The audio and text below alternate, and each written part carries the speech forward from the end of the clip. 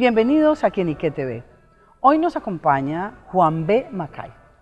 Él es un importante analista, comunicador, diplomático, conocedor de su país y también de sus vecinos. Lo hemos invitado porque estamos en un momento importante de la política panameña y queremos conversar con él sobre muchos temas. Bienvenido. Muchas gracias, Juan. Muchas gracias. Bueno, lo primero es mirar el tema de las elecciones. Estábamos previamente conversando sobre cómo está la situación política. Es interesante, me impresiona muchísimo que en este país vota más o menos el 70% de la población habilitada para votar. ¿Por qué les gusta tanto votar? ¿Eso es bueno o no? Bueno, por un lado puede ser porque después de 21 años de dictadura en la que las elecciones no eran tan frecuentes y la participación no era tan alta, hacia el final de eso la gente quería salir a votar porque quería demostrarle al régimen que no estaban de acuerdo con ellos. Recuerda que las últimas elecciones que ganó el presidente Endara ganó con más del 80% de los votos emitidos. ¿Fue la primera elección después de la última elección antes de la invasión. Okay. Por esa misma razón el régimen militar dice que no hubo elecciones y que se eliminaban y puso un presidente de facto. Bueno. Posteriormente a eso, el panameño ha convertido las elecciones en una fiesta y la gente sale como si fuera, hay caravana, hay banderola, mejor que en carnavales. Qué bueno, porque generalmente en los países latinoamericanos la participación en las elecciones es bajita. Bueno, entonces tenemos el PRD con un candidato que va punteando en las encuestas, tenemos el Partido Popular, tenemos el Panameñista, tenemos Independiente. De este abanico de candidatos, yo sé que en enero tienen que definir cuáles van por firmas y alcanzan a obtener las que necesitan. ¿Cree usted que es el que tiene mayores posibilidades y al que le podría ir mejor? Bueno, yo pienso que las encuestas no se equivocan. Yo pienso que Laurentino Cortizo, o Nito Cortizo como es conocido, tiene todas las de ganar por muchas razones. Uno, a mi juicio, el voto fuerte del partido va a realmente tener un peso muy grande en estas elecciones. Y el PRD es el voto más grande, él tiene la participación mayoritaria en sus elecciones y tradicionalmente ha salido a votar. En las últimas dos elecciones los PRDistas no necesariamente salieron a votar PRD. Llevan dos periodos en los que no están en la presidencia y ellos saben que requieren de ese voto duro para salir a volver a retomar esa posición de liderazgo que ellos tienen. Nito Cortizo ha sabido muy inteligentemente aglutinar las fuerzas. Pienso que en una segunda posición puede aparecer un fenómeno, que es que el panameño pueda votar por el partido en gobierno. Eso el panameño nunca lo hace. Por regla general castiga. ¿No les gusta repetir? No les gusta repetir partido. Hay un desgaste muy grande del partido, pero la figura que tiene el partido en gobierno, el alcalde Blandón, presenta algún tipo de frescura, pero no creo que esa frescura le pudiera llegar realmente a convertirse en competencia. Y a mi juicio va a competir con Rómulo Rux, el candidato del Partido Cambio Democrático, que fue el partido que creó el expresidente Ricardo Martinelli, hoy detenido y en proceso de juicio a partir del 11 de diciembre, ¿no? ¿Qué tanto daño le hace a la política panameña lo que está pasando con el presidente Martinelli? Leí hoy en los periódicos panameños que ya pues están en el juicio y que las cosas se le están complicando. Ha sido muy dañino para la política. ¿Qué piensa la gente de lo que pasó? Incluso alguien me dijo que podría, después de salir, si sale bien, lanzarse, un poco como Lula. Yo creo que la bonanza económica en la que se vivió en Panamá durante el periodo del presidente Ricardo Martinelli puede hacer pensar que esa bonanza económica puede regresar porque tenía la varita mágica para hacerlo. Eso no es así. El presidente Martinelli vivió un periodo en el que le dejaron una economía muy fuerte. Veníamos con crecimiento doble dígito y durante su periodo inclusive llega a bajar en un momento determinado. Ese momento no se va a repetir. La situación económica del mundo no es la misma que habían hace 5 o 10 años y él no va a encontrar, el día que su partido, si es que fuera a ganar Rómulo Rux, no va a encontrar esas nuevas posibilidades. Y es falso el hecho de que uno pueda crear una economía basada en préstamos que la tiene que pagar el próximo presidente. Eso no funciona de esa manera porque la economía panameña no genera lo suficiente para generar una nueva bonanza económica teniendo que pagar lo que queda de la deuda pendiente. Pero uno se pregunta, ¿cómo siendo Panamá un país rico? Que Panamá tiene una de las grandes riquezas que puede tener un país, el canal, los puertos, la infraestructura. ¿Por qué no se ha convertido, y esto se lo he preguntado a varios, en el milagro centroamericano, como tenemos países en Asia que pasaron de ser economías de tercer mundo, economías subdesarrolladas, y hoy en día es el caso de Singapur o Corea, llegaron a un punto de equilibrio en la economía? ¿Por qué Panamá no lo ha logrado? En parte, y esto suena muy utópico, muy idealista, muy romántico, ¿no? En parte porque no se hizo la inversión en educación que sí hizo Corea y que sí hizo Singapur. En Panamá no se invierte en una real educación. Se educa para repetir, no necesariamente para que el muchacho aprenda. ¿No están formando líderes? Están formando líderes, pero no necesariamente el tipo de líder que se necesita, ¿no? El tipo de líder que se crea ahora mismo es el líder clientelista. Es el líder que compra, es el liderazgo, el líder que va a las comunidades a repartir lo que no es de él. Así puedo ser líder yo y cualquiera otra persona del mundo. En Panamá hay que invertir en una educación nueva, no una reforma a la educación. Hay que cambiar todo el sistema educativo panameño, de manera que el joven panameño sea empresario, sea un entrepreneur real. Una vez con nuestra riqueza y esa capacidad, entonces sí, Panamá va a ser no solamente el Singapur de Centroamérica, sino el Singapur de toda América Latina. Bueno, Panamá ha logrado bajar los índices de pobreza de una manera impresionante, 14, 15%. Sin embargo, subsiste pobreza absoluta en algunos sectores de la población, principalmente en las comunidades indígenas. ¿A qué se debe este fenómeno? El problema hasta cierto punto, y no es para hablar mal de las comunidades indígenas, muchas comunidades indígenas están cerradas. Si un inversionista extranjero quiere entrar a una comunidad indígena a montar un hotel, no se lo permiten. Entonces hay que esperar que las nuevas generaciones se eduquen, las nuevas generaciones hagan dinero y que las nuevas generaciones, llámese diputados, llámese políticos, vayan como los grandes mesías a hacer unas inversiones que al final de cuentas no le van a rendir ese rédito, esos beneficios que necesitan esas comunidades. Entonces, si usted sacara del panorama panameño lo que es las comunidades indígenas, Panamá, los índices económicos y los niveles de pobreza serían mínimos. Pero la pobreza que existe dentro de las áreas culturales son porque muchas veces esas comunidades indígenas se niegan a recibir ese aporte, esa inversión, esa entrada en la parte educativa y en la parte turística y en la parte comercial que ellos requieren. ¿Son muchas las comunidades indígenas? Sí, ¿Hay muchas? Hay varias, inclusive estaba en discusión la creación de una nueva comarca. A mi juicio es un poco desbalanceado porque a las comarcas les garantizan una X cantidad de diputados asegurados, como pasa en Colombia, sí, con las negritudes y las comunidades indígenas. Sí, las comunidades Pero muchas veces esos representantes representan a menos de un barrio en la ciudad capital. Entonces hay una desproporción sobre su representatividad dentro de la Asamblea Nacional. Vamos al tema de la corrupción, porque leyendo los informes de la Cámara de Comercio, me impresionó muchísimo como ellos dicen que si eso no se combate de raíz, si eso no se hace realmente un cambio estructural, este país no es viable. Es preocupante y parece ser que la Cámara es una entidad respetable. Lo que pasa es que mucha gente no entiende el alcance de la mano de la corrupción. Y la gente, los panameños, el común de los panameños te pregunta siempre qué hay para mí. Vamos a hacer tal cosa, bueno, ¿y qué hay para mí? No piensan, el CBY que llamamos nosotros. no piensan en el grupo, en el país, en la comunidad en general, sino que hay para mí. Es un egoísmo político, un egoísmo comercial. Yo pienso que la Cámara de Comercio lidera la parte comercial. Panamá tenemos una gran desconfianza, todo el mundo desconfía de todo el mundo. Entonces las clases populares no confían en los empresarios. Los empresarios no confían en la clase política, los políticos no confían en la gente. Y así nadie confía en nadie. Ni siquiera pudiera decir que se confía en las religiones, para no hablar de una sola. No se confía igual ahora que lo que se confiaba antes en todas lo que son las religiones. Entonces yo pienso que hay que poner de la parte tanto de los empresarios, de los industriales, de las personas que trabajan, de las universidades. Todo el mundo tiene que ponerse de acuerdo y decirle no a la corrupción. Si nosotros seguimos dándole la mano y la limosna a la corrupción, vamos a seguir viviendo de esa limosna y de las migajas que nos tienen los políticos, de dinero que no es de ellos. ¿Usted cree, porque he oído y conversado con mucha gente en este país que dice que es necesaria una reforma constitucional. ¿Realmente necesitan?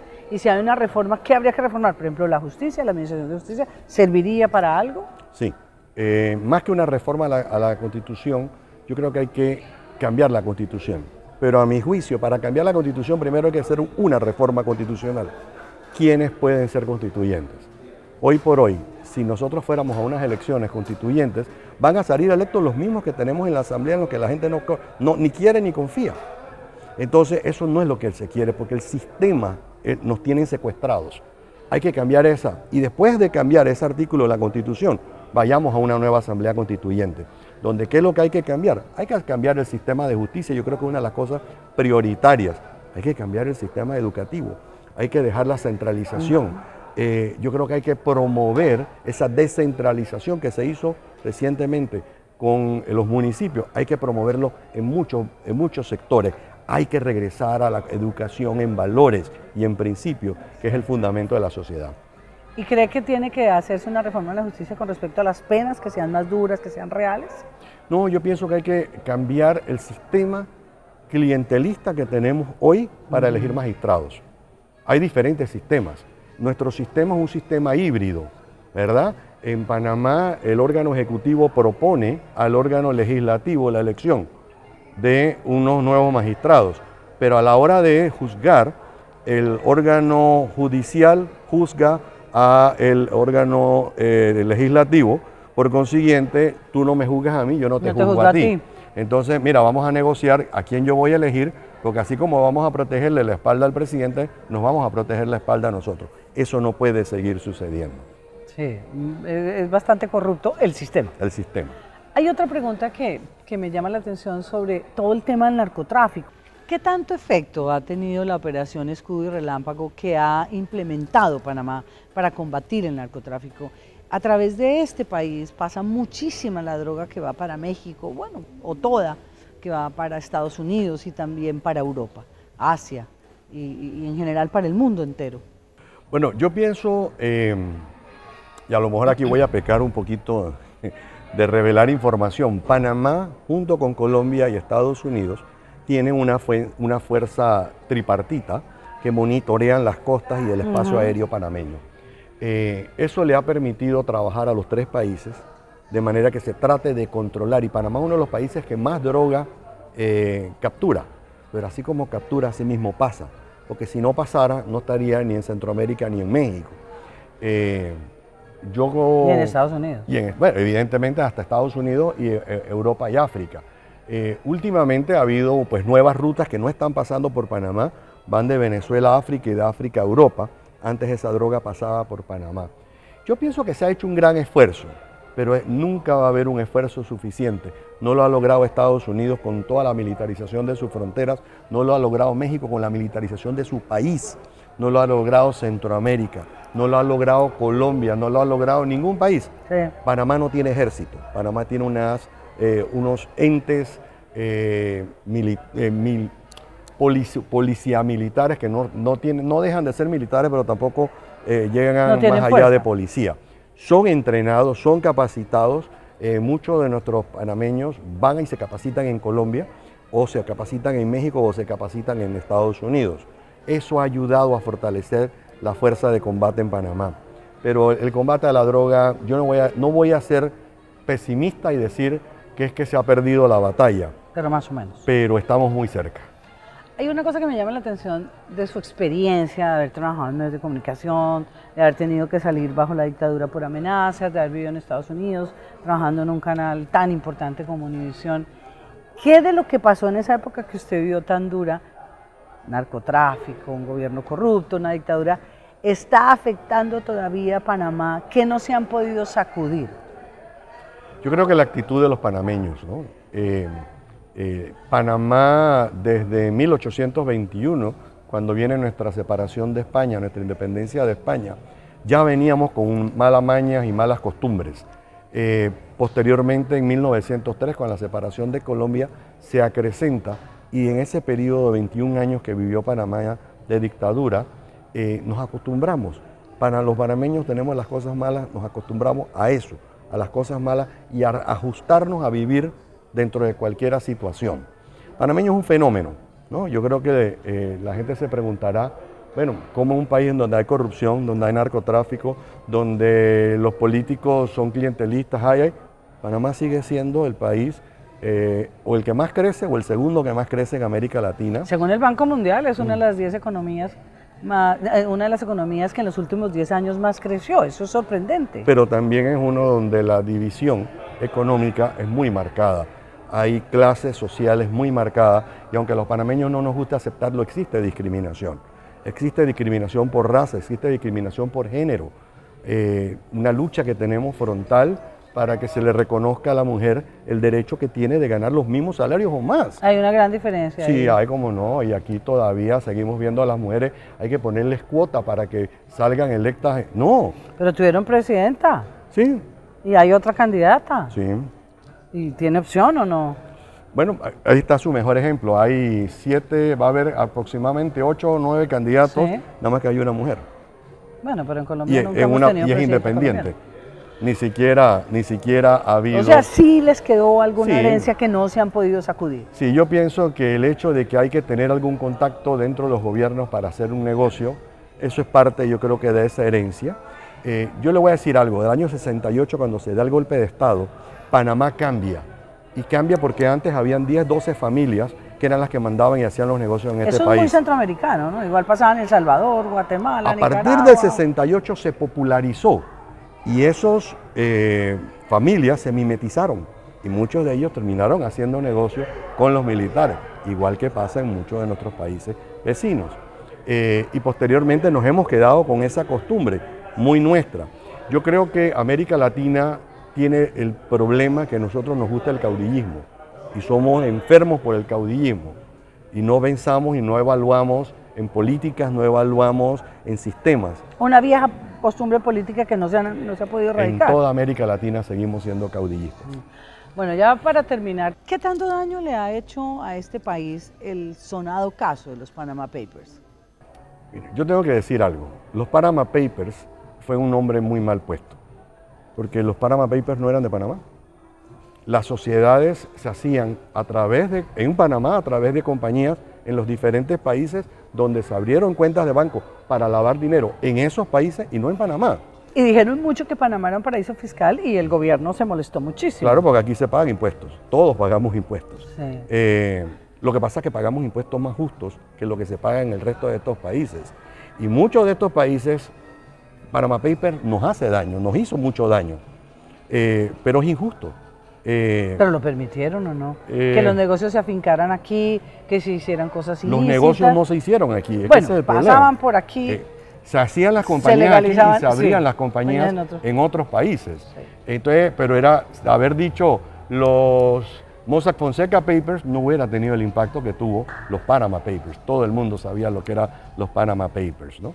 Y falta ver si de verdad lo que hizo Mossack y Fonseca era legal o no, porque en Panamá se abren sociedades o se abrían sociedades anónimas todos los días, cientos de esas empresas. Es como que yo le venda un carro a usted y usted con ese carro va y hace un robo a un banco. ¿El responsable es la compañía que le vendió el carro o la persona que estaba manejando y el dueño del carro? Entonces, ese es el problema que tenemos. Sí, a menos que usted tenga sospechas de que se están haciendo cosas ilícitas. Eso sí. Entonces, ahí es donde tuvo impacto los Panama Papers. Tuvimos una muy mala reputación y aún así no nos han podido tumbar y sacar de la posición donde estamos. Mire qué berraco que somos los panameños.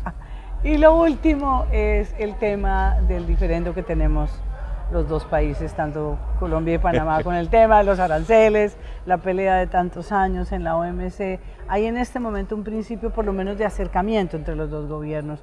¿Qué va a pasar con el nuevo gobierno y este diferendo comercial? Mire, nuevamente, mientras yo estuve en la embajada, esto empezó desde aquel entonces, porque va mucho antes de los últimos dos gobiernos. Se llegó a un acuerdo, mientras yo estuve en la embajada entre Colombia y Panamá, para que la aduana panameña ayudara a la DIAN, a la aduana colombiana, a confirmar que las facturas con las que entraban las mercancías a Colombia eran reales. Se recogieron en los primeros 6 meses más de 14.000 millones de pesos. Y hay una carta que dice los gobiernos se congratulan por el éxito alcanzado en este acuerdo. ¿Y en qué momento se rompe esa confianza? Porque lo que dice el gobierno Santos yo recuerdo muy bien es que el contrabando estaba saliendo de este lado, venía de la China, pasaba por Panamá legalizado y llegaba a Colombia y lesionaba la economía colombiana. El tema no surge en el gobierno Santos, se da en el gobierno Uribe, cuando el presidente Uribe trata de buscar la reelección. Sí. Y los zapateros, los fabricantes de zapatos le dijeron, si usted quiere que nosotros lo ayudemos, tiene que pelearse con Panamá. Eso es lo que se dijo en el mundo diplomático. ¿Será así? Entonces, no hay ninguna razón por la que un zapato que en China cuesta 25 centavos, en Panamá se vende $1, no se pueda vender en $2 en Colombia. Ese es el problema que había. Entonces, la gente que fabrica zapatos, y yo veo el punto de vista de Colombia, tengo que ser justo. Pero si ustedes no pueden hacer igual que el resto del mundo, los tiene Estados Unidos ahora mismo. Sí. Mientras no puedan fabricar al mismo precio que fabriquen los chinos, el negocio o lo rija la Organización Mundial del Comercio o sencillamente todo uno se sale de la Organización Mundial del Comercio. Pero el tema de los aranceles a productos importantes colombianos, como las flores, por ejemplo. En represalia. Sí, eso es como una pelea del tira y afloje. Mientras y le ha hecho mucho daño a los dos países, ¿o no? Colombia, sí, porque golpeó muy duro a la zona libre de Colón. Sí.